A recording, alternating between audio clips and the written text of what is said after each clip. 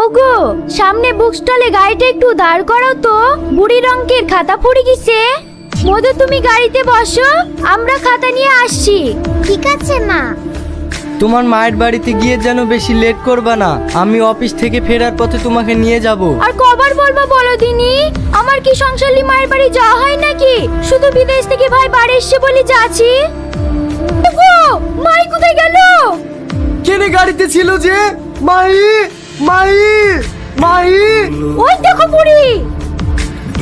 মাহি, এখানে কি করছো?